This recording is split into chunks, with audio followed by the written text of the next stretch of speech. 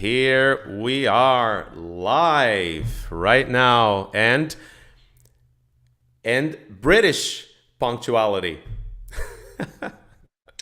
Hey guys, hey Daniel, how are you? I'm okay. So I'm here with Bobby Holland Hanton. It's a great pleasure to have you here with us, Bobby. Thank you so much for agreeing to talk to me. Thank you for having me. It's always a pleasure. It's been a while since I got to see you guys, and I miss you. I had a great experience while I was in Brazil, and hopefully one day I can do it again soon. But yeah, absolutely. Thanks for having me. We hope to have you back here, and we're gonna talk a little about your experience in Brazil too. That I have a few Amazing. questions lined up about this, and some things to show about your Brazil experience when you were here. But so now we're live. I was trying to be as punctual as I could be, you know, uh, especially because I was talking to a British guy. And is it really true that you guys are super punctual in everything you do? You're never late.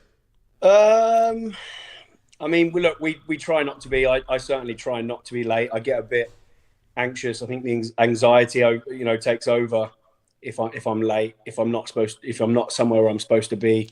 I don't think I have the greatest memory in the world anyway, from smashing my head about and landing on my head for a living, right?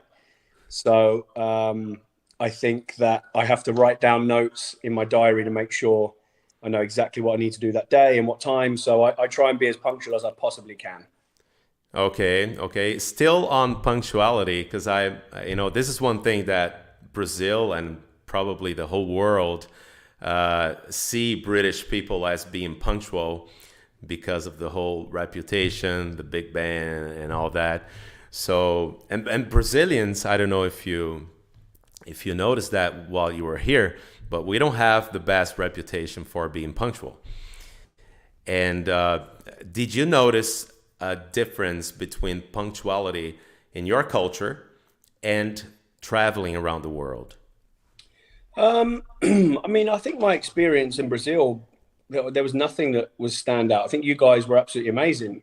You, Duda, and the guys. I think every time we were supposed to be there, it was all we were there on time, if not early. So I didn't notice it in Brazil. I had a great experience. So I guess I think my job is a very punctual job, and I think that it's kind of it's very much frowned upon if you are late in my industry, which I notice the most because that's what I do on a day-to-day basis. But um, I generally don't know a massive difference or see a massive difference with people that you know and maybe not so punctual. But I think I've had a good experience, and hopefully that continues. Nice, nice, nice. Okay, amazing. So I have here some questions lined up, but if that's okay with you, uh, I'd like to show the short film that you filmed here in Brazil. Like just to let everybody know, when Bobby was in Brazil, he shot a short film. Is that what you call it in the movie industry? A short film. Short film, yeah, short movie, yeah. Okay, great. And then you shot with the Capuzzi brothers.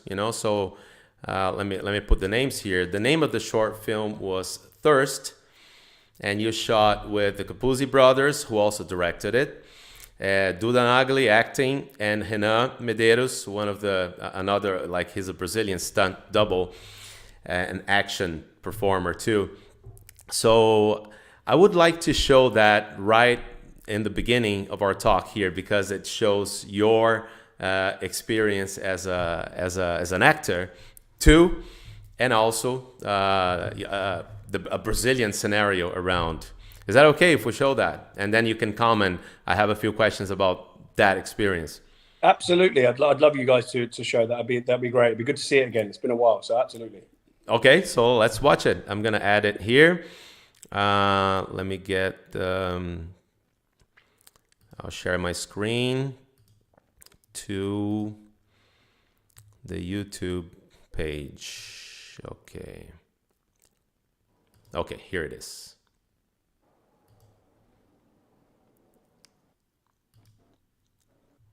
Can you see it? Yep. All right. So let's see if the audio is going to work too. It's a little over 2 minutes. So let's see.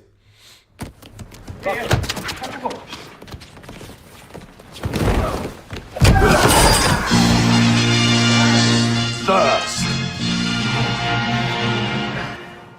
I need a drink. Anyone else? Yeah. Oh. Sorry, guys. There's only one left.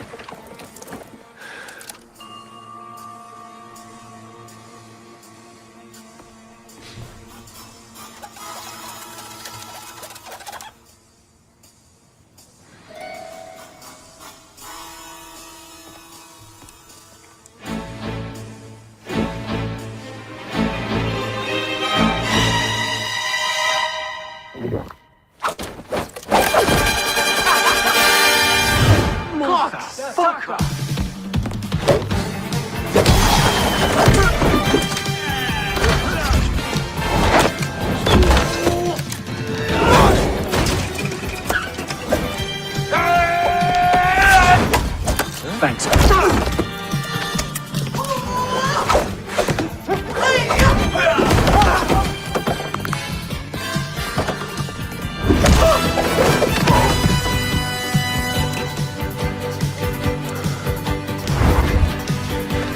Really?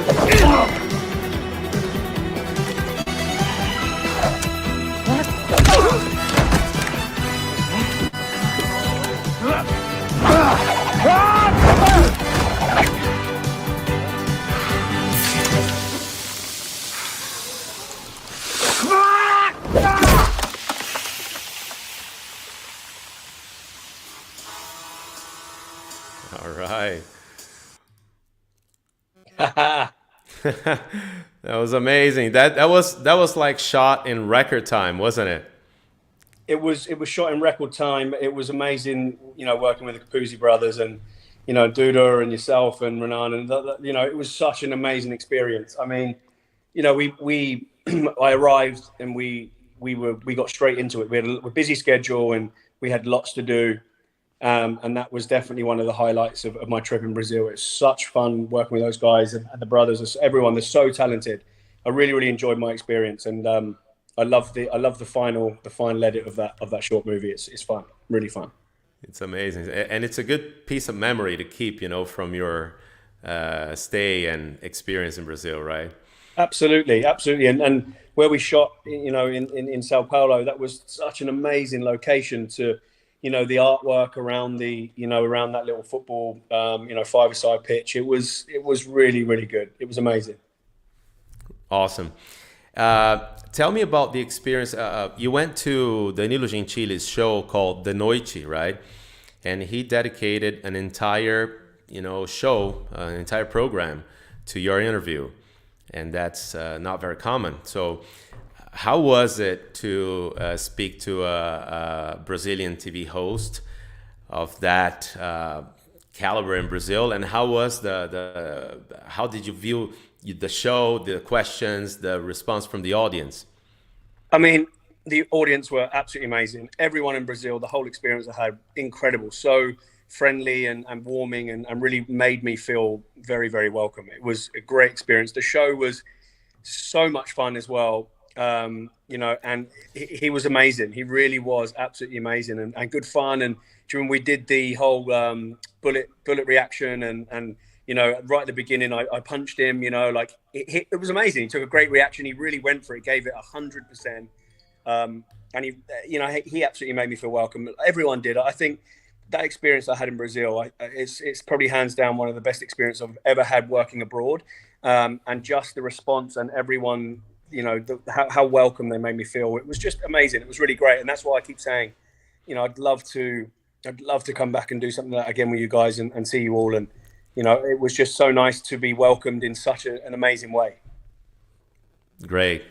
I remember, just so everybody knows, in the beginning of the show, he pretended he said something you didn't like, right? So you punched Danilo, and then they put a fake table, and he fell over it. Was that what happened? Yeah, so yeah, Danilo comes in. We shook his hand right at the beginning of the show, and then he says something. Like you said, I was like, "Oh, really? Okay." And then I punch him through the breakaway table that we had put in place to set it up with a very small, thin mat underneath the table for him to go through and hit. Like it wasn't very thick. It was, and he really went for it. It wasn't like he held back and didn't really, his reaction was great. He gave it 150%.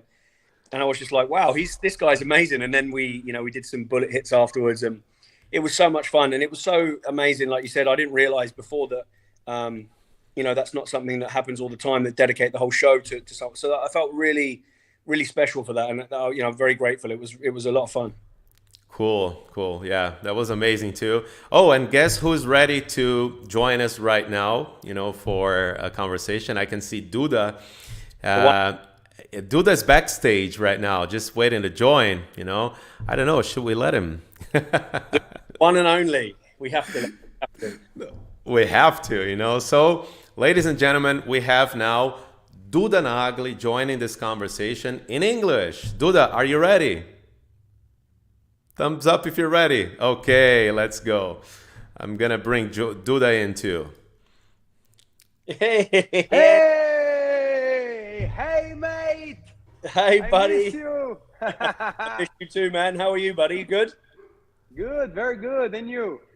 Very well, thank you. Very well. Lots of changes in my life, but I'm good. Really good. Good changes, and real good and focused and ready for the future. So really good. And how about you? I'm good too. A lot of changes. Life is change, right? We have a lot of changes every time, every moment. Then the internet came to potentialize this transformation and to connect everybody. And tell me more about your changes, your life, your moment in career and family and everything. Yeah, I've moved home, which is always a big thing, and I've been working away, and I was working since the last time I saw you guys. I went to Australia again to do the last Thor, which was Thor: Love and Thunder. And obviously, we caught up before the pandemic, which was crazy, right? And then that all happened, and I went to Australia to do Thor, and then I finished Thor and came back to the UK for like literally 5 weeks. I went back to Australia to start Extraction 2. Wow. 5 weeks, they closed Australia because of COVID. It was worse there. So closed it, and we went to the Czech Republic in Prague to shoot Extraction 2 for 8 months. Wow. 8 months. And I brought out my book. Yeah, the Flip Boy. So there we go. So I don't have my. Not yet. But I'll have. Yet. Okay, good. You've got one. You have one on its way. Yeah, you have one on its way. But yeah, busy, and we've got our own projects. School Fight. Hopefully, I was just saying to Daniel. Hopefully, will come out later this year. And then we're starting another project with a big project with Matthew Vaughan again. And we're gonna even take it to another level again. So very busy, all good. I've got a little bit of downtime right now. So I'm gonna go on holiday and chill out and stuff like that. But really good. And how about you? And how is your spine? Good. My back's really good. I also had neck surgery after. Wow. So I had neck surgery and spine surgery. My neck's all good. My spine's all good. I have another titanium disc in here. Wow. So now I have You're three. Almost a Wolverine, man. Yeah, I have three in my spine. So it's good. But I'm really good. It's the best I've ever been. Man, you guys have good doctors in there, huh? Well, I actually flew to the USA. I flew to America for my lower back surgery, and I flew to America for my neck surgery, for both of them. So, but very, very, very good. Very good. I was right now at the spine doctor to see my neck, because it's not so profound as a titanium. Como é que é prego? Parafuso. Like a screw. A screw. But I did something wrong, and it wasn't any radical movement. I was just doing abs at the gym of my building, and then something pops on my neck muscle, and then it was Friday morning, and then my weekend I was like the RoboCop, like the Batman. Wow. With the spine very sensitive. Wow. Yeah, with a lot of pain. Any neck or back injury, it's the worst pain ever. The worst. Yeah, because you were like, I was with a very nice fitness condition, and then with that pop, I became a old woman. Like, it drains your energy and your power and your everything, right? Yeah, it really does. It does drain you, and I think the pain is not like it comes and goes. It's constant, and that the pain and having to deal with that pain constantly, that's what drains you and makes you look very tired under the eyes, and makes you very unwell, because it's the constant pain, right? Yes. Bobby, when you mentioned Extraction 2, you went to the Czech Republic, right? Yes, the Czech Republic to Prague. Prague, okay. Wow. And but when you film Extraction 2, you're done, right? You finished that. It's finished done. 2 now, yeah. I think we may have some little small pickup shots in a few months, but the film's basically done and finished, yeah. All right. And then I know that in Extraction 1, you filmed like a very dangerous scene, and that you won an award for that scene, didn't you? Like, I heard you say twice. Okay, tell me more about this, because I remember the scene very well, and I saw it again, and you mentioned the awards, but I didn't know much about the awards. Can you tell us about that scene and the awards that followed? Yeah, the scene. So I was nominated 4 times in one night for our version of the Oscars. It's called the Tourist World Stunt Awards, that are presented in Los Angeles in the United States, and it's the World Stunt Awards every year for stunt performers all over the globe. And in that one year, in that one night, I was nominated 4 times in 3 categories: hardest hit, best fight, best high work, and best fight again. So 2 best fights, 1 best hardest hit, and best high work. All from Extraction. All from Extraction. Okay. 1 for hardest hit and best fight. So I was nominated twice in 1 category. So I could only win. I say only. I could win 3. I could win 3 of a possible 4, because 2 were in 1 category, and I won 2 out of 3, which was a great night for me. To win those awards. It's our version of the Oscars. It's something that I've always wanted to. I was nominated twice before that. But didn't win. So to win 2 in one night was absolutely incredible. And the scene in Extraction was, it's when Chris is fighting with the other guy, and they're traveling through, and it's the one-er shot, and they get up onto the balcony, and as they come off the balcony, they flip onto it. We flip onto the awning, onto a truck, onto the road. They stand up. Then we get hit by a car. Yeah. So that was. So that was hardest hit. That was for the hardest hit, and I think it was actually. Sorry, I was wrong. It's the hardest hit and best high work. So we won it for the hardest hit, which is a good one to win, because it means they're normally in that category. There's big hits, and then the best fight we won in the room where Chris we collectively took out about 5 or 6 guys really fast with guns and some cool moves, and it was really good. So overall, it was a great night, and and to also my fellow peers and everyone that won. It was amazing. It was a great night of stunts for everyone all over the world. And all right, yeah, very very proud of that moment. Thank you. Yeah. Let me translate the titles of those awards. Because the one of them was hardest hit. Is that right? Yeah, hardest hit. That's hardest hit. Yeah. So Duda, how could we translate that into Portuguese? Hardest hit is like o maior impacto. O grande impacto. Né, a cena de maior impacto. Então aí o Bob, ele ganhou o Oscar da categoria de dublê, né, recentemente, por causa do filme Extraction. Ele tá mostrando ali, né, Bob showing the awards. Wow. 2 prêmios, olha só. Amazing. And they're beautiful, yeah? Beautiful. And there's like a Batman in the middle. Yeah, Yeah. It matches. Like Yeah, and then I'm gonna translate a few things, okay, Bobby, Sure. to the audience because of that. Those names, and hardest hit, o maior impacto de uma cena. And what's the name of the other award? Best fight. So Biff Best. Bass. Yeah, essa é fácil, né, Duda? This is an easy one. Yeah, best fight é luta. melhor luta, né? Melhor coreografia de luta, né? A gente fala aqui também, né, Duda? Very nice. So, Bobby, congratulations on that. That's very well deserved, because that scene, when we watch that, we go like, ooh. Okay, Yeah. like the fall isn't enough, you need to get hit by a car after that. And Yeah, then you yeah. really hurt your hand and your arm, right?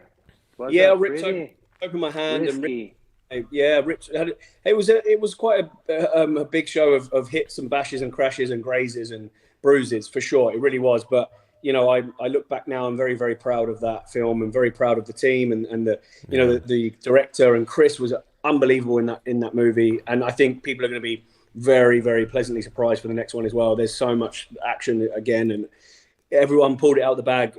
After making such an incredible movie and so action based, to try and repeat that for Extraction 2, it's hard to make better. And I really believe that when you guys see number 2, it's like, whoa, this is ridiculous. So we're looking forward and the to that. expectation is huge because I remember that Extraction 1, it was one of the most Expected. viewed, Or watched, mais assistido. Yeah, Okay, the most viewed movie. on Netflix history. Yeah, for sure. It's Amazing. Yeah. And then what's the name of the director? Sam Hargrave. So Yeah. Sam used to be a stunt guy himself, and Yes. he worked his way through the ranks, and now he's a top action director, and he's doing very well. And He directed the Atomic Blonde, right? yeah, he was second unit director on Atomic Blonde. Yeah. Wow. Yeah. Nice. And then Amazing. I sent the direct message for him, and then he replied. He was very very nice with me. Very kind, yeah. With this, very kind with me because we have this project, the Mission Hollywood, and then I wrote to you first because I said, "Oh, Bobby Holland Hanton is the man. We need to talk." You were the biggest star of our goals to reach and make an interview, and then and you replied. And then I got this job on the soap opera to play a boxer fighter.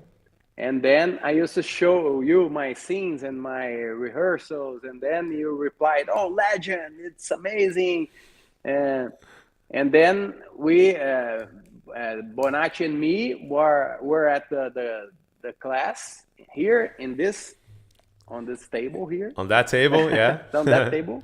And then I said, "Oh, that guy, the Bobby Holland Hanton, is amazing. One of the best stunts in the whole world." And then he replied my message, and you can ask him if Bobby can come to Brazil to teach the industry here. And I said, "You think it's possible?" And Daniel said, "Yeah, I think so." Let's give it a try, yeah? Let's give it a shot. And then I ask you if you can, if you could come here to do a speech, a workshop, and some interviews. And you say, "Oh, I just can go in December and November because I will shoot Thor 4 and something." And I think like, oh, the guy is thinking it's the real possibility. So now I need to honor. Yeah, we need to make it. We need to make it work. Amazing, yeah. I'm so glad that you guys did make it work, and we all made it work together because it was one of the best experiences. And I was saying to Daniel before you came on, Duda, it was so amazing for you guys to have me out there, and it was honestly one of the best experiences that me and Brad have ever had. so lovely, so welcoming, the best fun. Everyone's amazing, super talented. And you know, I was with the short film, the way that was finished with the brothers, unbelievable. It was so good. It was just so much fun. And you know, I really hope we can do something like again, you know, soon in the future, because it was great. Yeah, and also I can testify to Duda's request to you, Bobby, to come to Brazil. He was not only wanting to, you know, have a good experience with, you know, shooting a short movie and stuff, but he really wanted to have you come and bring your experience in. Like, you know, Duda had this vision of bringing something, you know, first class to the industry here, which I think is an amazing view and an amazing thing to do, you know, because Duda, as such a nice person he is not only thinking about himself, he was thinking about the industry. So that's why he brought as many people as he could from the industry, actors, stunt doubles, and, you know, and it worked so well, right? So yeah, it was everything combined was amazing. No, actually, to create opportunities for myself, I need to develop the whole industry here, because we don't have even the second unit concept. I don't know if you remember that, because it was one of the most important thing of our experience is to know more details about the productions you guys used to do in these super productions in Hollywood and the Netflix and the Marvel and the Batman. You were the last man to wear the Batman costume on the como é que é a ponte, the bridge on that bridge. Yeah, for the trilogy of the Batman, the Dark Knight. Yeah, Dark Knight. Well done. Right. Amazing. Very good. Yeah. And so Bobby certainly collaborated to our scene here and to our industry. And now I have a question. Duda, earlier, he mentioned the word transformation when we began this conversation, you know, the three of us here. And then I want to talk about your transformation for the last Thor. You know, we saw your posts and a little on Center Fitness for that. So yeah. And how was that? You said yourself that it was the hardest transformation you've ever been through. Can you tell us a little more on how that came to you and your process to actually get you know, that bigger? Because you were big already, and then you come. We've, you know, fortunately, I've been very lucky to be Chris Hemsworth stunt double for 10 years, over 10 years now. And every film that we do, he really commits to the character that he's playing. And every time we do a Thor or an Avengers, so we've done collectively now 3 Thors and 3 Avengers. I have anyway. Chris has done 8. He always commits to it more than anyone I've ever known in my entire life, to commit to a character. And that doesn't just go with the acting side of things, but the look, the physicality, the training, all of that, you know, he takes very, very seriously. So in turn, that means I do as well. And if I want to be a stunt double, I need to look or get as close as I possibly can to his shape to be a stunt double. Otherwise, you know, I'm not going to have, you know, lose the job. So, you know, unfortunately, I've never also worked with an actor that's been in that incredible shape. I've worked with so many that are always in great shape. That's always, you know, that has to be known. That's all the actors I work with are in good shape. But Chris is the next level.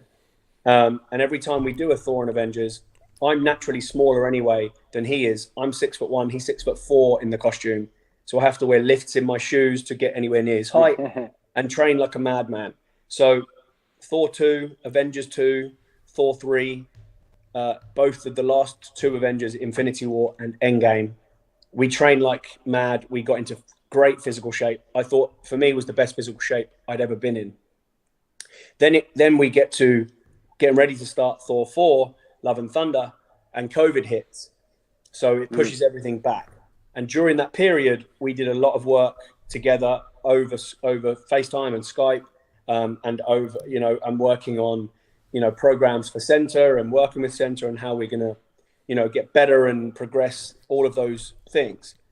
He then calls me one day and he said, look, I want to get into the best physical shape we've ever been in and the healthiest, fittest version of Thor we've ever been. And I kind of scratched my head on the phone. I was like, but we always do. You always do the best shape we've ever been in.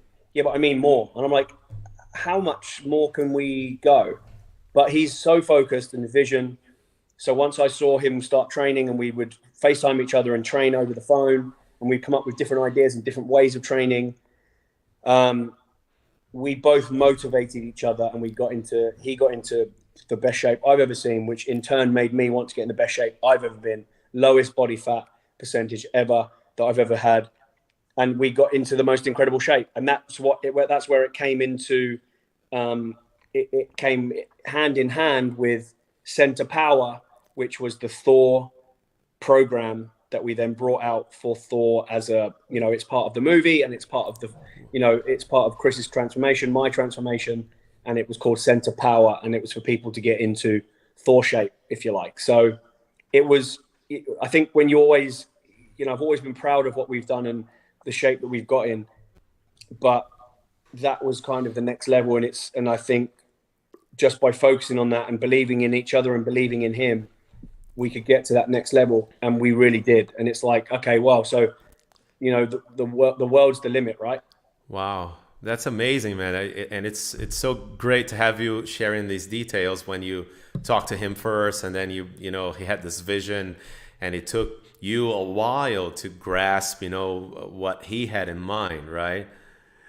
Yeah, absolutely. And it was kind of when you see you've obviously seen the film Love and Thunder now, when the scene where he gets his costume ripped off, like, how, wow. So then I already knew that he was in that shape. So I knew that he got into the best shape of his life. And I also know that I got into the best shape of my life, but the audience hadn't seen that yet.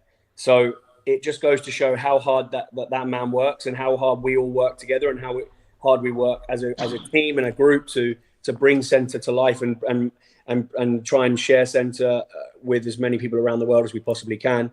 And it's great. We get messages, I get messages, and Chris gets messages, Zoki, the whole Centre team, all the time, from people that are joined Centre and now have transformed their lives, not only their diets and their training, their health, their mental health, everything has developed. And just to get those messages of people's gratitude for us trying to help as many people as possible is such a nice feeling, to know that you can have that influence on people. And it just takes a couple of personalities and a bit of hard work to transform someone to, okay, I want to try something different, I want to do this. And I think the app offers so much of so many things under one umbrella, with so many different training styles, so many different diets, so many programs to get into the best shape that you possibly can get into and what you're looking for. It's just been a really, really good journey, and hopefully that continues to keep going one way, and that's up, because I think the more people we can help, the better.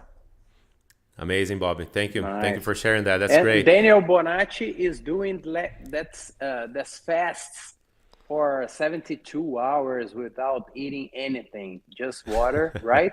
And the sun. Yeah, I lost more about this fast. Yeah, I started fasting, Bobby. I don't know if you remember when you came to Brazil. Yeah. Do you remember that day? Oh, and do you remember that day when we all went to the gym? Duda, you, the Capuzzi brothers, Renan. And I couldn't train like you guys, or not even close. So that was one of my turning points when I was like, okay, that's it. I need to lose weight, and I need to get in a better shape. And I did, by changing my diet and fasting, Good. And intermittent fasting is amazing.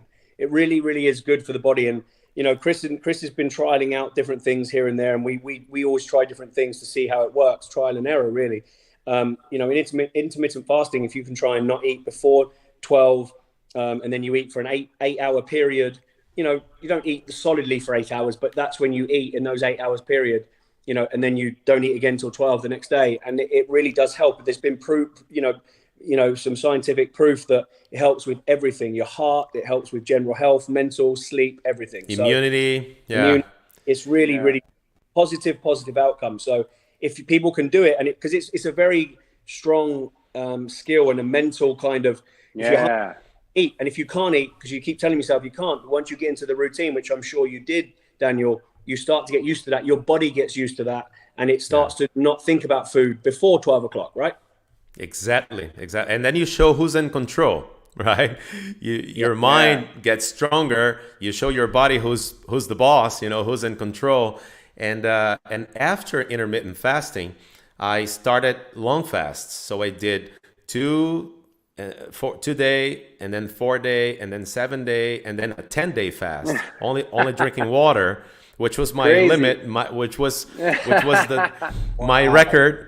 And but a 4-day fast is good enough. Every 3 months is my regular thing to do now.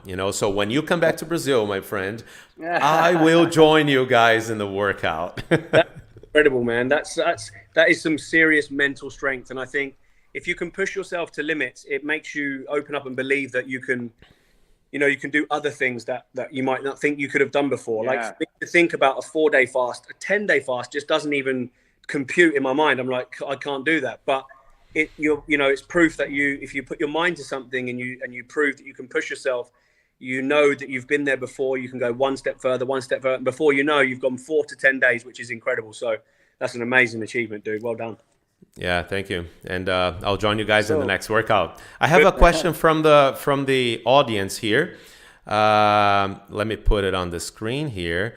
The question is from Mel Matias, and she's asking you, Bobby, how do you hide your tattoos for the scenes, for the movie scenes? That's an interesting question, right? Because as everybody can see, he has his whole left arm covered, right?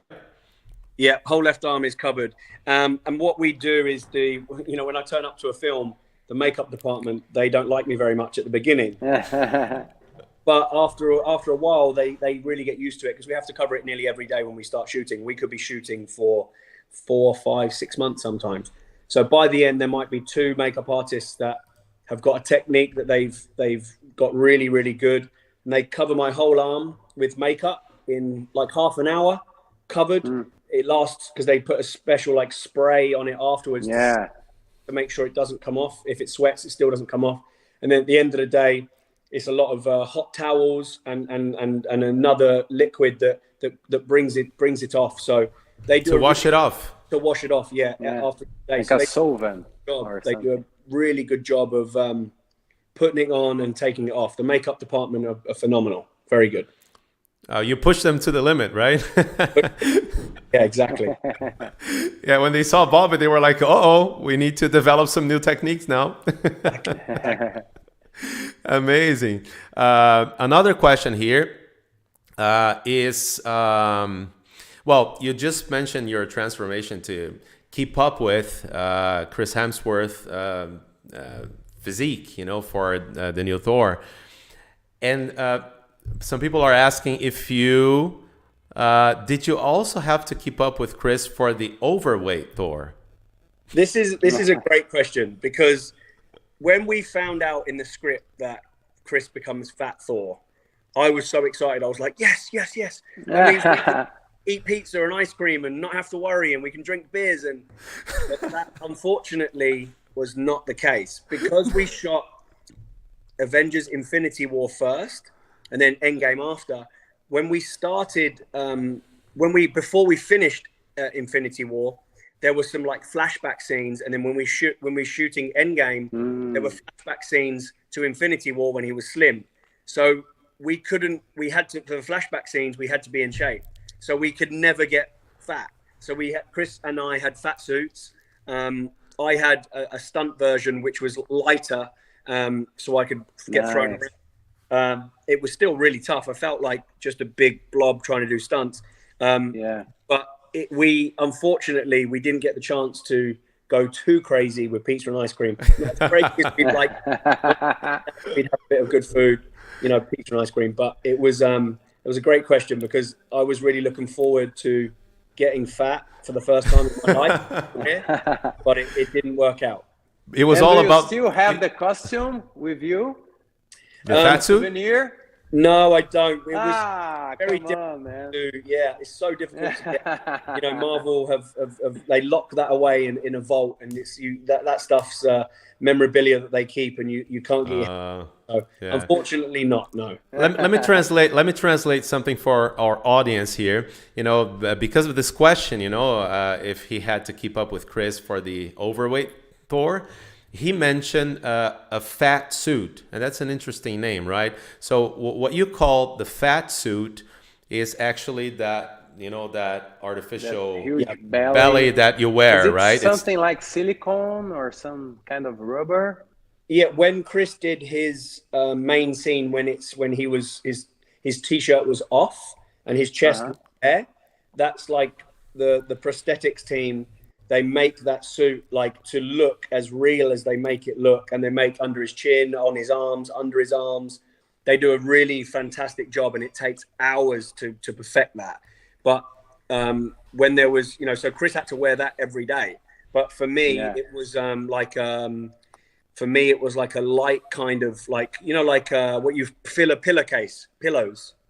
Okay, it's light. It's light. Then it's not heavy as it looks. Yes, exactly. Yeah. Yeah, but then you know, we're trying to do the stunts in that, and it was difficult. It was the first time ever that I was trying to do stunts as a fat person. It was really tough. Yeah, because you couldn't destroy the belly in the stunt movements, right? Yeah, you just don't know.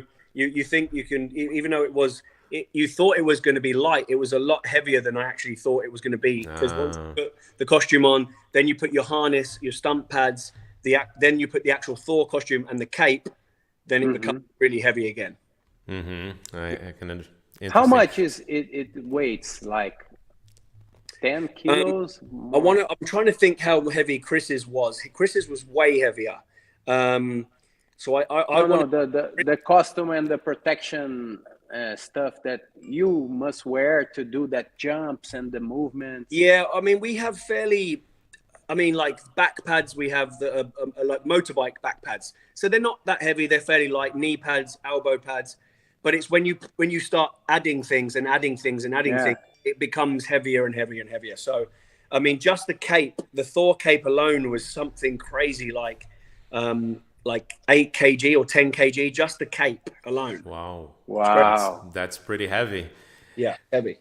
It's time to move on to I don't know who invented that superhero must wear capes, because capes are not like aerodynamic for anything, right? No, they make everything really hard. That goes in your face, you fall over, you trip on it. Yeah. There's no soldier anywhere in the world. It's not practical. in really real combats. Yeah. True. I don't know. All the Marvel comics that, you know, made all those comics were, you know, it's good in pictures, right? But it's very difficult in practicality. Yeah. Okay, it's time to move on to the next topic here. Okay, yeah, I have Flip Boy. You know, I received a signed copy, and we also have signed copies for Zoe, Manu, Filipinho. You know, It's amazing. And Bobby, I was reading Flip Boy, and it's a very interesting story on how you put the educational aspects of, you know, a superhero in his adventures with a kid, and then you tell us a little more about how Eddie is a real kid in real life, I think, you know, that inspired you, and then the whole context, you know. So please tell us a little about Flip Boy and what inspired you to write this. Well, what actually happened was what inspired me to write Flip Boy was an important message that I wanted to translate to children. I had back surgery after extraction 1. I had back surgery, which you guys know, before we came to Brazil, right? And it was a really tough time, and I knew that I'd be in bed and sidelined for a long period of time. So the physical side of things I knew would be very tough. I didn't know mentally how tough it would be for me to take those two elements of not being able to move very well, and then also having that time off, which I've never had that amount of time off ever. It was like the best part of a year, I think 8 or 9 months off of work. And then you have all that time to think. And because I didn't feel like because I was in such a physical bad way, I thought that it wasn't getting better. I thought that, the back surgery didn't work. You just create all crazy thoughts go through your head. You're taking medication and you're trying to get fit. And when you have a setback, oh no, it didn't work. So a good friend of mine, while I was pretty not in a good space mentally, was like, maybe you should, write a children's book, an inspiring children's book for young kids to, be more active and, and eat better and get fresh air and join sports clubs. And I sat on that thought for a moment, and I thought that would be a great idea. So I started just writing down a few little notes and a few ideas that I had.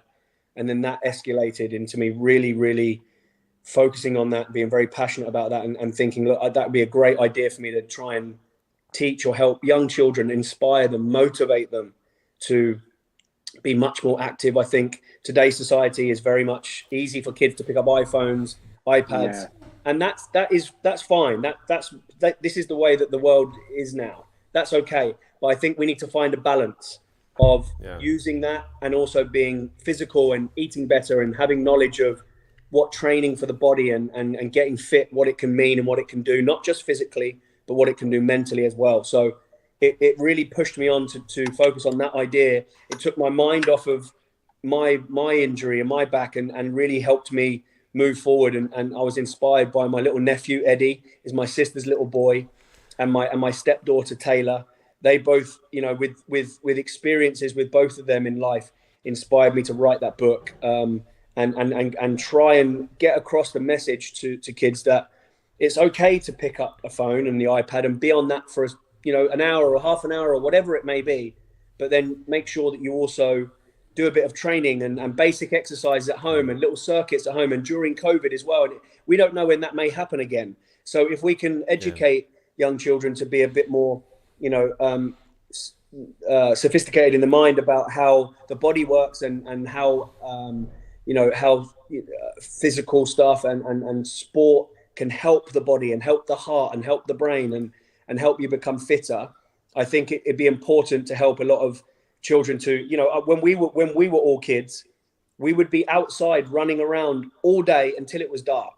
Now it's not as much, maybe it's not as safe outside like it used to be. And we know it's not, it's still, and they don't want to let their kids out too late when it's dark. So what can we do to help and combat that? We can train with them in the house and little circuits. And at the back of the book, there's little exercises to, just very basic exercise that you can do at home and you can do with your mum, you can do with your dad, and little tips, nutritional tips of eating and drinking and all little things that can just help you in your life growing up as a kid. And I think what was important for me was showing children that, in Eddie's experience in his book, in the book, is that he loves the superhero Flip Boy. But Flip Boy's on the TV doing all these tricks, but Eddie doesn't know what goes into that because he's too young. He doesn't know, but he thinks he just watches it. That's his hero. And then he tries to do those things and they don't work. He hurts himself because it's not something you can just watch and do. You have to work physically and go to join a gymnastics club, join a sports club, join a martial arts club, and learn from the best people to teach you in increments to get to that stage. So then when he realizes in the book that you actually have to work and be disciplined to obtain those skills, he joins a club. He starts becoming a lot more better at school. He's listening more. He's better at home. He's not messy. He listens to his mom, his dad. He's starting to do things and be more disciplined, and he's starting to see the results in the class. And at the end of the book, he becomes a little mini superhero as well. So it's also trying to help young children, not just physically and what they should eat, but also what it takes mentally to achieve really good things in life.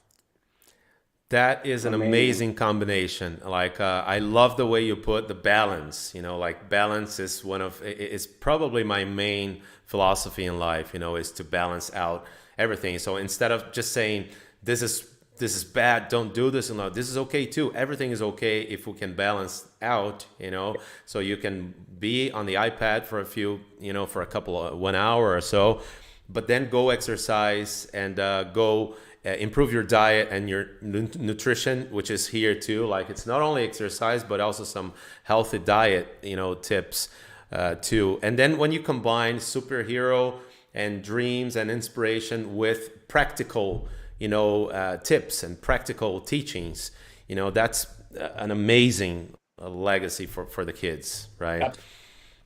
Yeah. Well done, man. Well done. So Flip Boy, and then we're also Duda and I began talking about having this translated into Portuguese, because this is a one of a kind thing. There's no such thing as a superhero within this context. Like teaching and being an inspiration to kids to continue at school. So Duda and I will work a few ideas out, and maybe, who knows, you will come to launch your book in Portuguese, and also for some other, events, right, Duda? Absolutely amazing. If we could translate it into Portuguese, it would be incredible to be able to do that and help as many people all over the world as possible. It would be a real honor, guys. Absolutely. But then you would have to come up and bring to Brazil a Flip Boy costume. So get start working on this, man. Make sure we've got a Flip Boy costume ready to go when we launch it in Brazil. I love that. Oh yeah. We're gonna need that. And Duda, do you have any comments or questions? Yeah, because I'm here living that challenge to educate my daughter. And facing this like conspiracy of technologies and bad influences, and when we go to the supermarket, everything sparks and shine, all the kind of sugars and sweeteners and the paints. Como é que é? All the processed foods that you can imagine, sweets and candy. And the advertisements and all this bad influences who facing our daughter, my daughter, from every kind of little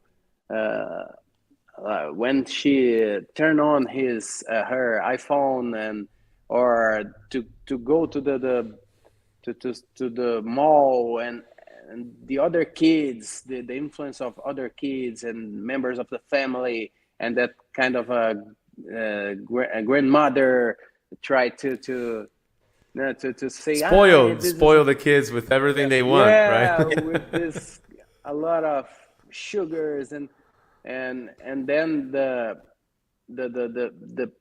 exponential the problem will grow exponentially with all this metaverse, this reality, virtual realities, and all the 5G with the connections with no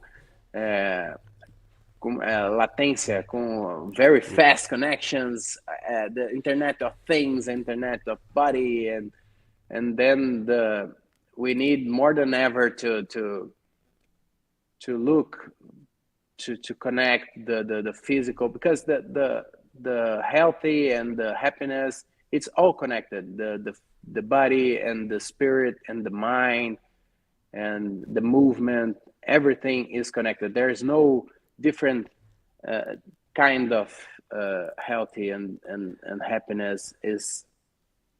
In my opinion, it's everything connected all the time. You can't separate.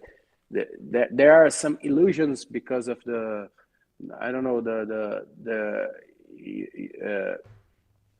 as universidades, the academic world that used to separate the perspectives of the knowledge. Like the physician know the drugs, and the physical education knows the movements, but every kind of knowledge is a little like separated, and there are some authorities who can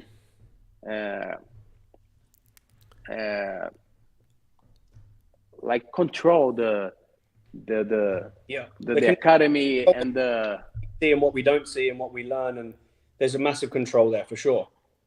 And I can see, I can sense in Duda a father that has a new perspective, because Zoe is growing up, and she's now 4 to 5, right, Duda? No, she's almost 4. She's almost 4. 3 and 10 months.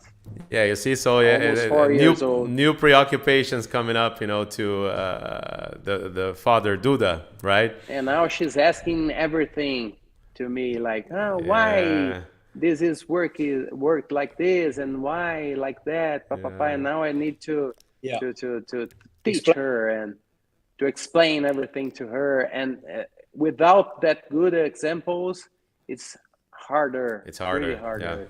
It's very hard. Yeah. Good. So to finish this live, Bobby, I will ask you one last question, right? And it has to do with the book and everything that we were talking here, like teaching kids and all that. But my last question is, if there is one legacy that you can leave the world with, what will that be, Bobby? That's a good one. If there was one, I think that I've got a few ambitions. I think maybe it's hard to just choose one. If I could leave, I'd have to say very high up on the list. If I could leave this world, giving people what we've done, what we've worked with Chris and Center, and people train with me on Center, and that they've become fitter, healthier, stronger. They eat better, all round health mentally as well, and they've now changed their, like exactly that what you said earlier about you came to the gym with us and it made you go, I want to be better than I am right now. And it just, those type of small things that we think are small can transform someone's life and change someone's life, and that's happened a lot from Center already. So for me, that's a huge thing and a huge legacy that we want to continue to build and make even better than it already is. And then I think also I've been doing stunts now for 15 years, and I've been very fortunate to do it at the highest level with the best people on the biggest movies. And there's a lot of young stunt performers that, reach out and they say that they got into the stunt industry because of me. And that's really amazing to hear. And it's a real honor to hear that. And it's kind of like, wow, really? We all do these things. You never expect it to be you that they say that about. So I think that's also something that I'd love to be able to leave something behind where people remember me for, oh, do you remember those stunts? That was Bobby Holland Hanton. So that's something that I'm already a part of. And Center's fairly new, I think, in what we're wanting to achieve. So if I can leave that kind of thing there and the stunt thing as well. And listen, if I can teach young kids to be fitter and healthier, that's something that I never thought I'd be able to do, is be an author and be an author of a children's book. And I have, and I want to keep developing that. And I want to keep, hopefully we can make a series and make more, and bring a superhero girl into it. So I think there's a few things that I would like to leave a legacy at, not just one. And I think that's my ambition that takes over, is I always want to try and do more in lots of different fields. Yeah, but it's interesting because it all revolves around helping people and inspiring people to be their better selves, which is interesting. Like you were doing that with Center in the adult world, and now you've moved on to the kids world and inspiring people, in both worlds, but in different ways, to the very same end, which is to be mentally and physically healthier and stronger, right? Yeah, exactly. So I guess that's a very good way of putting it, Daniel. Actually, it all comes back to the same thing: the stunt thing of inspiring, people to reach and for their goals. Exactly the same for children to try and reach for their goals at a young age. And adults to reach for their goals, to be better selves. So I think, like you said, is a good way to round that up and put that into, inspire people to be their better selves and be the best version of themselves they can possibly be. And as far as putting a ding in the universe goes, as you were saying, you've already done it. So you can just now put more dings, and expand the spectrum, because, you've already left a beautiful legacy in the movie industry that inspires people in many different ways, by dreaming, by, looking up to their superheroes, in the fantasy world that actually ends up in our real world as well. So well done. I feel honored to be talking to you and to be, to have you as a connection and exchange ideas. Like I feel really honored, and thank you for these moments and these Me too. amazing conversation, Bobby. Guys, I'm so happy that we got to connect a few years ago, and we're still in contact now. It's a beautiful thing. And, like I said, we hope let's do Flipboy in Portuguese, and I'll come out and see you guys again, and we'll make some great memories like we did before. We'll add to the memories, and you guys have been amazing and very, very helpful and inspiring to me as well. So thank you very much, guys. Love you both very dearly. Thank you so much. It's very nice to be with you guys. Thank you very much for inviting me, Daniel. And let's stay in touch, Bobby. It was a pleasure to have you two legends here. See you guys. Bye. See you. Thank you. Bye-bye. Bye-bye.